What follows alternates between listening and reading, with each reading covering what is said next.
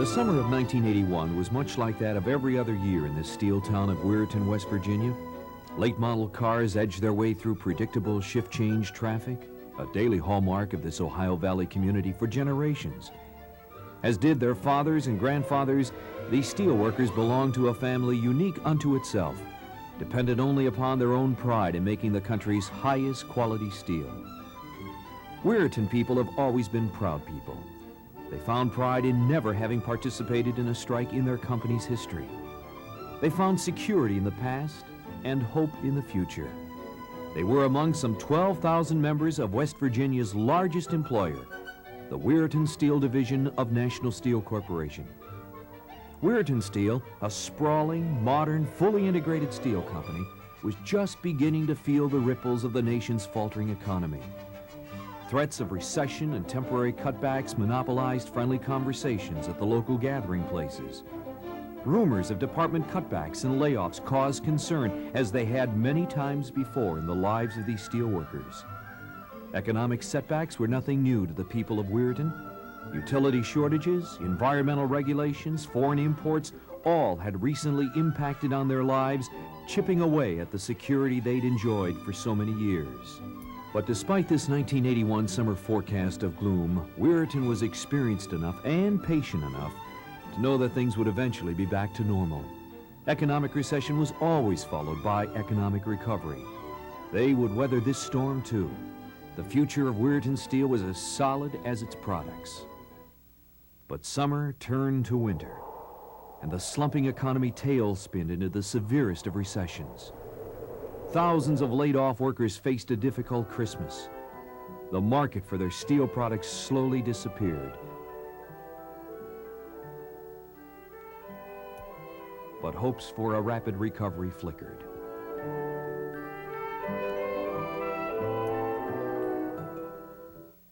And then, on March 2nd, 1982, the people of the Ohio Valley were literally stunned and shaken. In Steubenville and Wheeling, this is News 9. Good evening. National Steel Corporation announced today they want to substantially limit future capital investments in the Weirton Steel Division. In fact, they would like to sell Weirton Steel's $370 million in assets to the division's employees. Wayne Van Dyne has just returned from Weirton with the latest. Wayne, I'm sure residents there are very concerned. Scared to death might be more like it, Patty, but the news is not all bad because, well, Weirton has been known for its mill of the future for years, but what the 30,000 residents and 8,000 employees are now wondering is, does it have a future? National Steel's decision to limit sent shockwaves through the community and generated fears of the company's and therefore the town's very survival. Company officials confirmed today that talks had been held here in Pittsburgh with leaders of the Independent Steelworkers Union and the Independent Guard Union, which represent the Weirton employees. You can hear the silence from the 28th floor of the Grant Building here in Pittsburgh. It's the headquarters of National Steel Corporation. And no one is talking at all about what has happened today or what was announced. National Steel Without the slightest warning, absent of any rumor or hint whatsoever, this bolt of lightning from National Steel Corporation froze the families of Ohio Valley residents to their television screens, to their radios, to their newspapers. There had been stories before of company closings throughout America. Workers from all industries had been interviewed by reporters immediately following their own devastating announcements.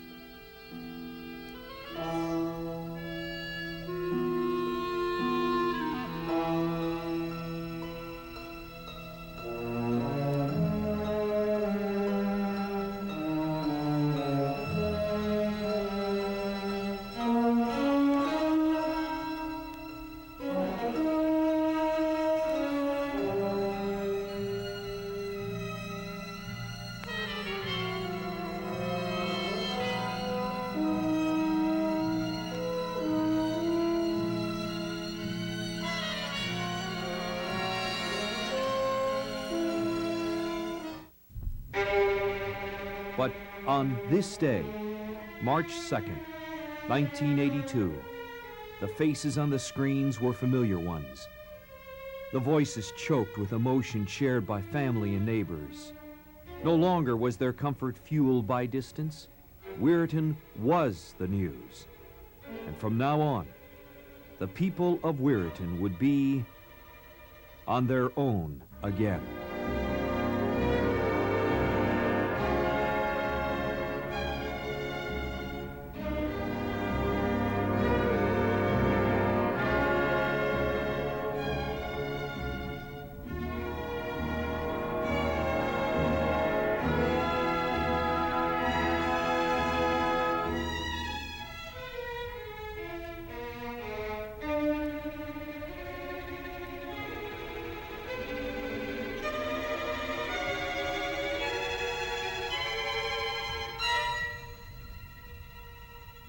Almost immediately, one could sense the mixed emotions, the fear, the anger, and the confusion. Confusion over a new term that had crept into the Weirton language, ESOP, Employee Stock Ownership Plan. I firmly believe that such a plant has an excellent chance to succeed. It is the best way I know of to preserve jobs here in Weirton and to maintain the economic strength of this entire community. National Steel was offering to the employees of Weirton Steel the opportunity to purchase the plant or face the prospect of massive reductions in Weirton's workforce and the elimination of basic steel-making capacities. No more coke plants, no more blast furnaces, no more basic oxygen facility. I think it might be one of the best things ever happened to Weirton Steel. I just hope that we don't lose too many operations before it comes into effect. It'll probably work if the men, the management, everybody realizes that in order to have a job that you're going to have to take concessions, everybody work together and get along together. Well, I got to believe that since National Steel doesn't want us, we have no other way to go but to try to make it go on our own. The options were clear. If the people of Weirton chose to attempt purchasing the plant through an ESOP, there was still a possibility that Weirton Steel could survive as a fully integrated steelmaker, employing thousands of Valley people. On the other hand, National's announced intent to eliminate any further capital investment in Weirton Steel would mortally wound the steelmaking giant. Weirton Steel stood face to face with the prospect of becoming a small finishing mill in a corporation that, they felt, no longer cared about steel's future. Are you scared, or are you looking forward to it? No, not really. Why not? Things don't look too good right now.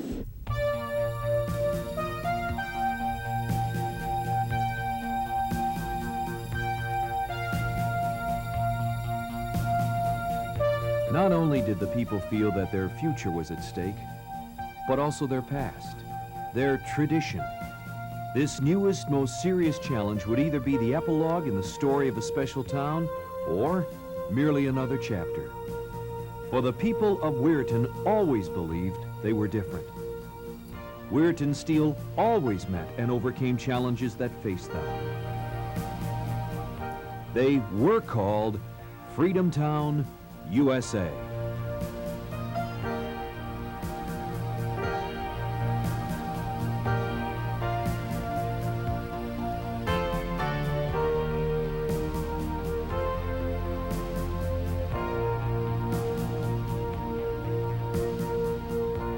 The spirit of Weirton was more than just a slogan. It was a way of life. A life that began in 1909, when Ernest T. Weir stood on a hill overlooking Holliday's Cove and dreamed of building a steel mill. Ernie Weir planted the seeds of steel, but the people of this special community breathed life into this industrial beginning, nurturing warmth and togetherness that gave meaning to the spirit of Weirton.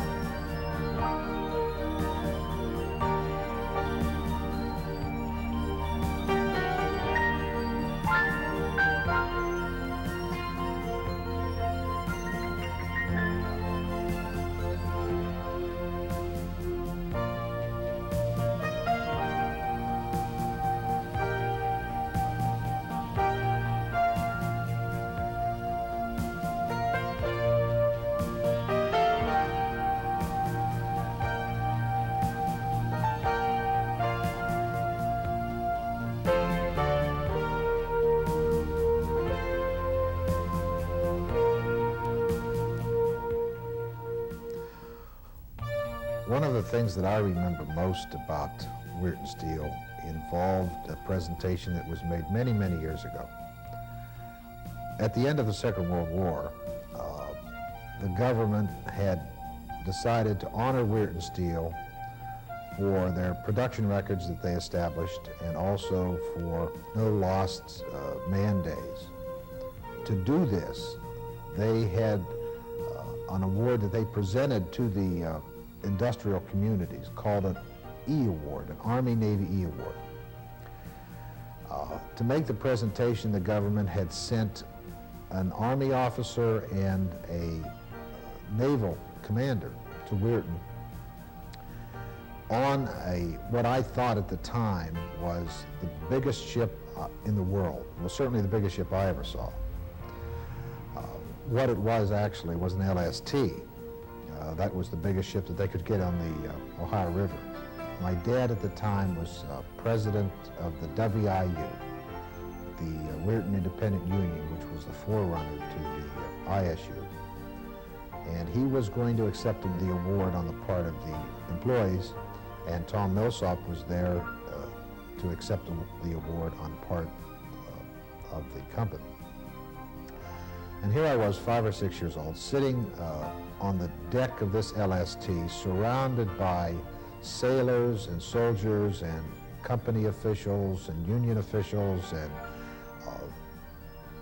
a huge crowd from the community, listening to the representatives from the United States government tell the people of Weirton and Weirton Steel what a magnificent job they had done. You men and women at Weirton have kept faith with the men and women on the fighting front by going all out for victory, all out on the production front, to give those men and women the finest weapons and equipment that American industry can produce.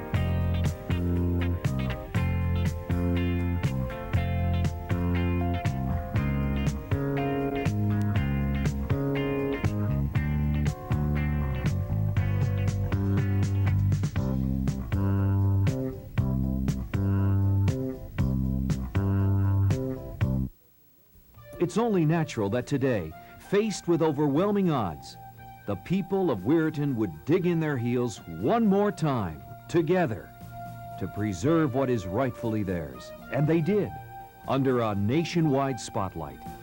Both labor and management representatives pooled their talents and organized a joint study committee to direct the employee takeover. The Weirton Women's Club joined forces with the Weirton Chamber of Commerce to provide a symbol around which the people of Weirton could rally. Green ribbons began appearing everywhere, along with "We Can Do It" signs. Weirton was rolling up her sleeves.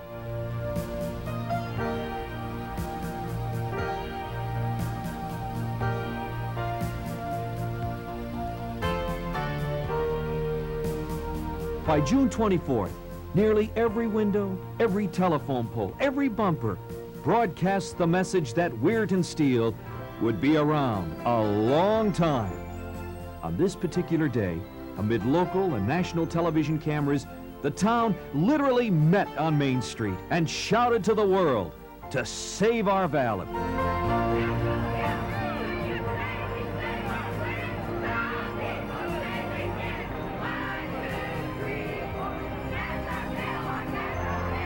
Even the networks could feel the determination. In one West Virginia community this holiday weekend, they paraded in a downpour. It was a symbolic moment. Workers there believe they can march to good times only through hard times. And what determination there was. Here on July 3rd, the day all of Weirton had planned for months to pour their spirit into the finest midsummer celebration ever, and in typical challenge fashion, relentless rain and black skies settled over the Patient Valley and threatened repeatedly to force cancellation. But they lined the streets 6 deep, and they stayed lined for hours. The smiles never left. The spirit only heightened, and as always, the cause was won.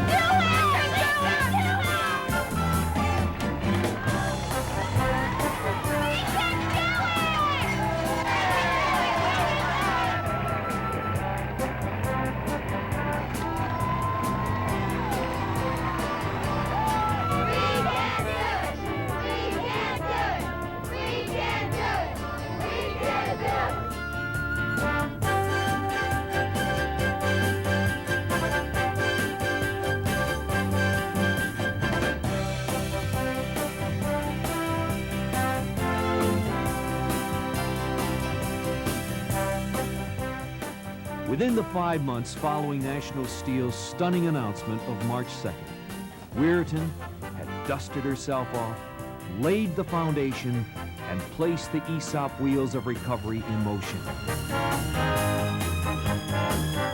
This recovery began with each of Weirton Steel's 9,000 employees reaching into their pockets to come up with $60 apiece. Over $500,000 to hire a consultant to determine if it was feasible for the employees to purchase the plant. The results of the anxiously awaited feasibility study, known as the McKinsey Report, were released in July. The prognosis? Favorable. We believe that Weirton can be feasible if 2 things happen. First, if all employees are willing to take a 32% reduction in compensation. And secondly, if new union and management leadership pulls together to meet the challenges that you'll need to face to actually make this happen. Weirton Steel could attain success and a reasonable share of the steel market by consistently producing high-quality products at competitive prices. They would have to be the high-quality, low-cost producer. The stage was set. I'll tell you, everybody I've talked to is hoping and praying that it happens, that it goes through all right. I think a lot of it's going to depend on the economy itself. You know, what type of products are we going to sell, and are we going to be competitive out in the field with our products? Weirton understood that the road to employee stock ownership would be a rough one. Along the way, the nationwide recession continued to deepen, plunging the economy to post-depression lows, leaving growing unemployment lines in its wake. You can't get a job anywhere. There's no jobs. And you think about how you're going to feed your wife and kids, how you're going to pay your bills. It's hard. employed members organized a series of food fairs to assist their laid-off brothers and sisters.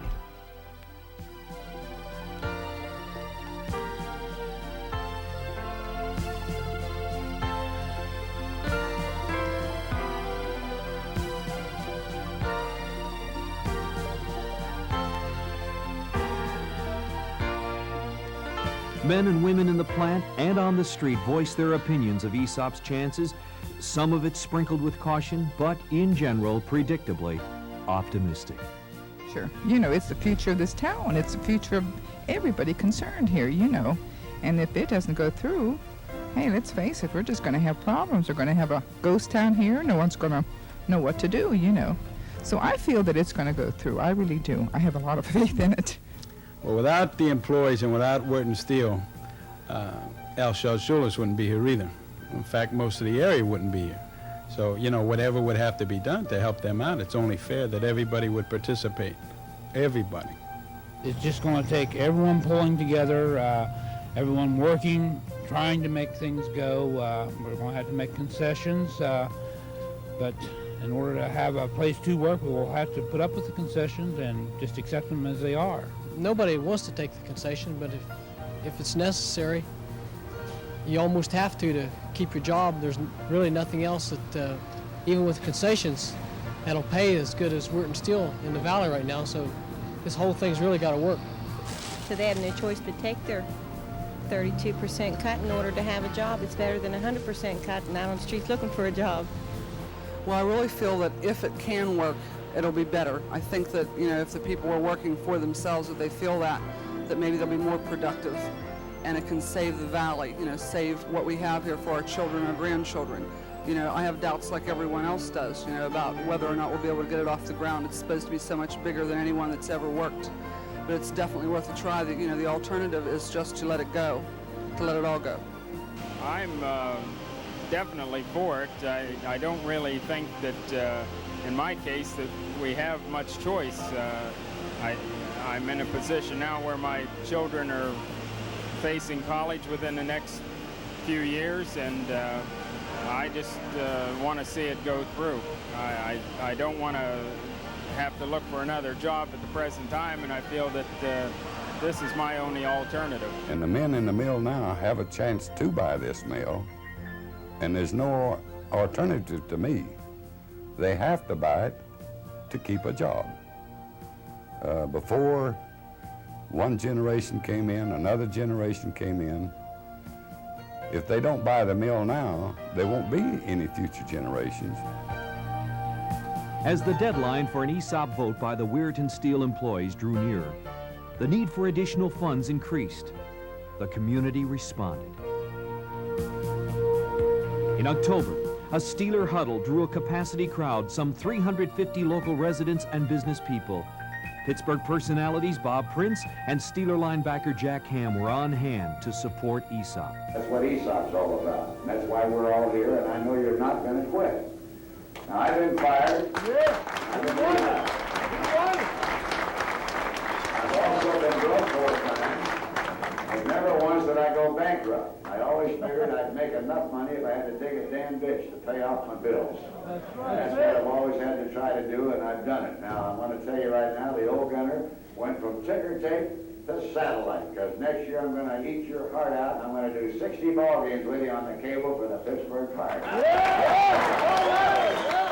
And I can appreciate the fact that the steelworkers are being out of work right now. It's a tough situation for everybody. I'm just trying to do my part. I just think that ESOP and what you're doing right here is a quality thing. I hope everything works out in your favor here. I hope it's very, very successful, and I'm backing it 100%.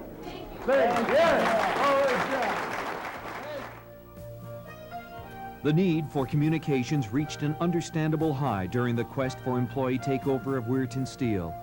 Aptly named the Independent Weirton, this labor management publication helped bridge the information gap between the anxious employees and their joint study committee. Billboards throughout Weirton and the surrounding communities reflected the people's hopes and confidence in Weirton Steel's ability to become the largest employee-owned company anywhere. Television commercials featuring business leaders, residents, and Weirton Steel employees helped promote ESOP. I'm a third-generation steelworker. I have it through my whole family, all my relatives. And we hope the ESOP program will work. We got to go for it. Work a little more, give a little more for its quality work, and be able to give up a few concessions in return for the security of a good job.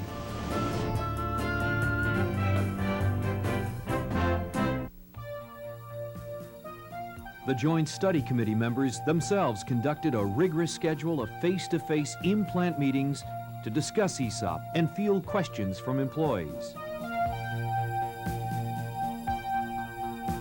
Nearly a year after National's devastating announcement, the people of Weirton continued gathering momentum. This time, February 20th, 1983, they would reach yet another remarkable first. They would broadcast the world's first telethon held expressly for the purpose of raising funds for a business. Oh, rhythm is in my shoes. No use sitting here singing the blues. Well, I gave you a Weirton pride. I built your town from side to side, and now I need you. Oh, I am the Weirton Mill. I manufacture Weirton steel. We want you to come up to Weir High School and be a part of this great ESOP telethon, something that has never been tried by anyone in the country. But guess what? That's the story of the Ohio Valley. We do everything different here, and we do it the best.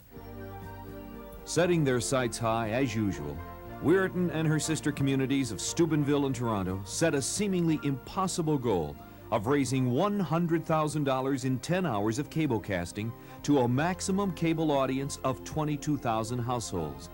They would have only 3.5 weeks to prepare for this totally live, seemingly impossible undertaking. But before the 10th hour was over, in the middle of this recession-laden valley, We got a 0, a 7, a 9, a 5, $125,970. Oh, my. 15 months had passed. An agreement in principle between Weirton and National had been reached. Painstaking details were being hammered out. The day of the crucial vote was becoming more and more of a reality. But Weirton was by no means done rallying.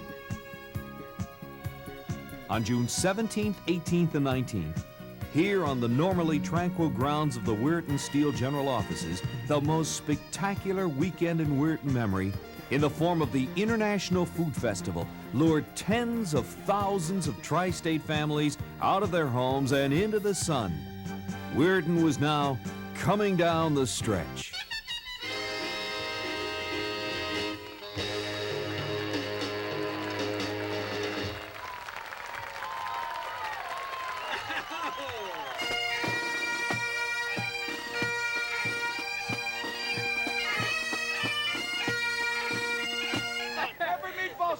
We got them imported from Italy, little old Italian lady by the name of George made these meatballs. Well, having a ball, just bopping on a big dance floor. There's a real square cat that looks at 1974. Well, lure me once, lure me twice, lure me again, and nearly go with me about it. Rock this town and rock it inside out. If you could buy, I'm sure they'd say, come on! All right, we're in one more time strong. If you could buy, I'm sure they'd say. One of the final pieces to be laid in the ESOP Foundation was the selection of the new company's board of directors. An intensive nationwide search was conducted to secure the best available managerial talent. Their unbiased and diversified experience would bring to the company a fresh perspective and the business world recognition needed to launch the world's largest ESOP.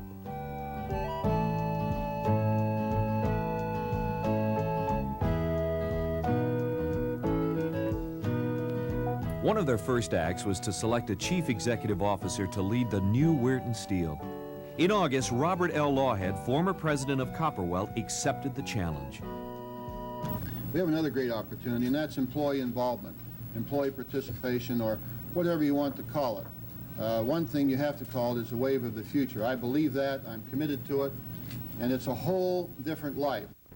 Within weeks, with virtually all of the ESOP groundwork having been laid, the long-awaited disclosure document was ready for distribution.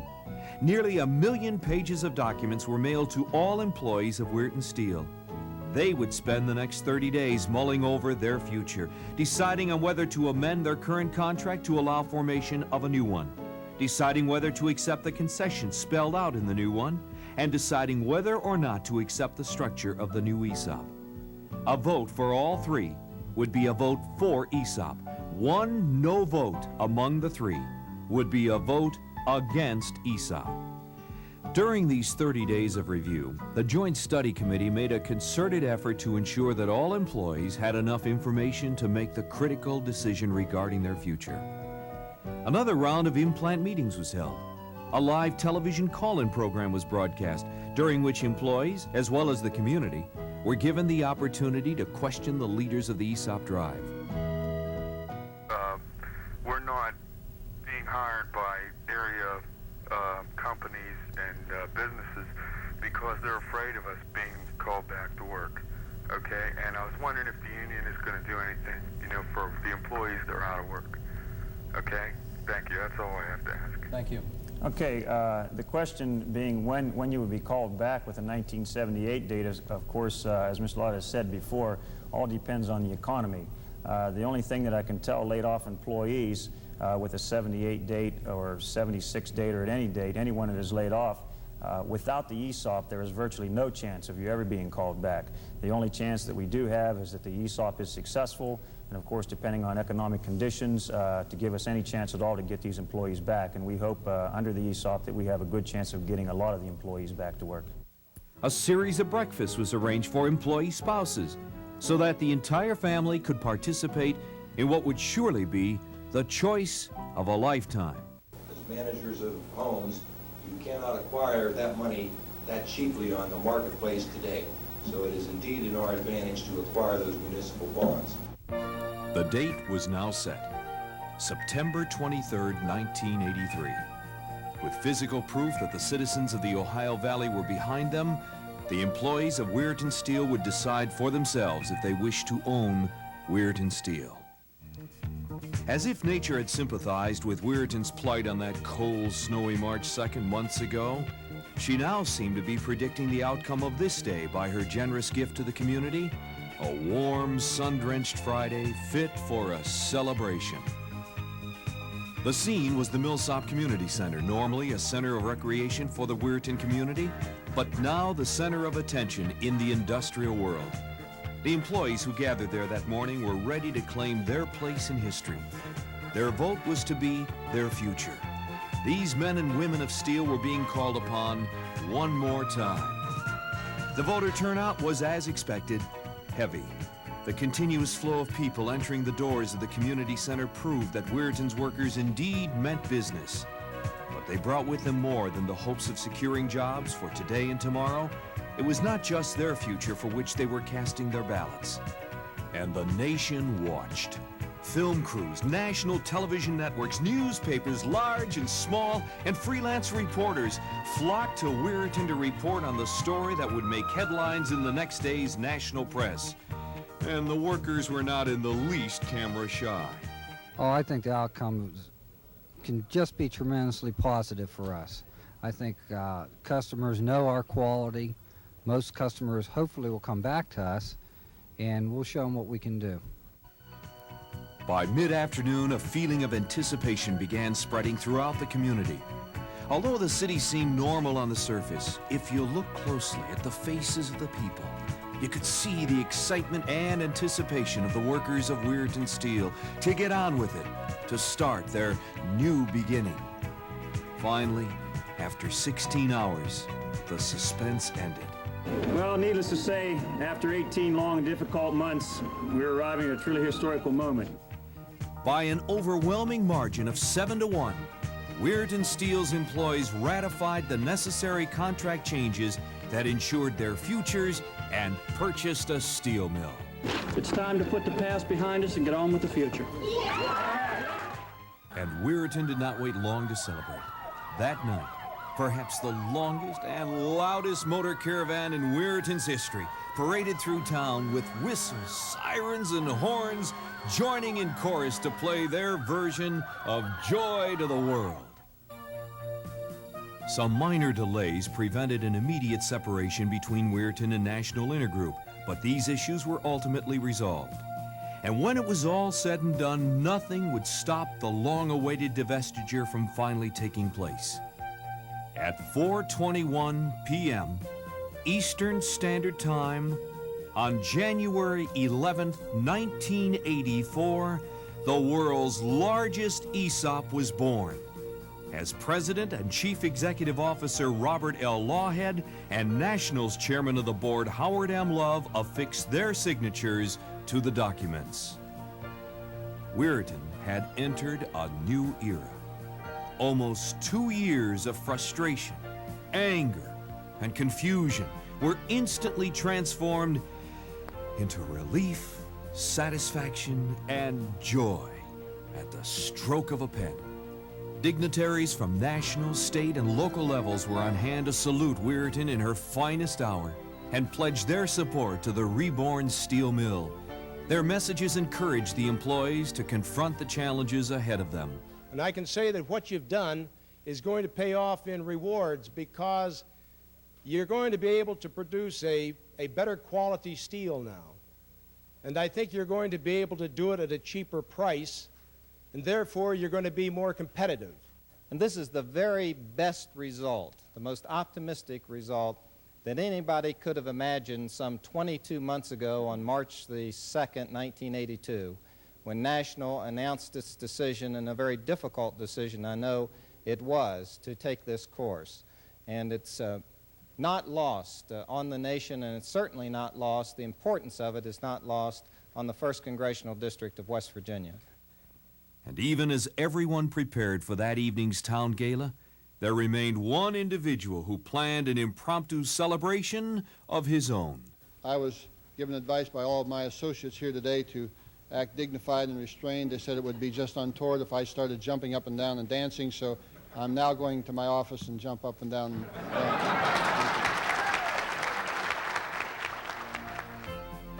Appropriately enough, the community center provided the stage for the biggest night in Weirton's history. It was a night when the townspeople flocked downtown to celebrate their triumph. Over 2,000 strong joined together to commemorate an occasion that called for champagne and a monumental 26-tier, 400-pound cake. It was a night when company officials toasted the new beginning. It was a night when Weirton took its turn to brag. You can tell by the integrity of the people that work in this valley and the community that Weirton Steel will make it, and I'm sure we're going to be the highest quality, low-cost producer of steel in the country. And it gives us an opportunity to show the world exactly what we can do. Well, I think this is really and truly our new beginning for myself and my family, and God willing for my grandchildren. It's got to be one of the happiest moments of my life. With the agreement finalized, some 7,500 Weirton employees owned a steel mill. Barriers had been overcome, fears conquered, pressures relieved, and obstacles hurdled. As a result of Weirton's successful venture, other companies under similar circumstances now shared a hope for their futures. It was official. The people of Weirton truly were on their own again.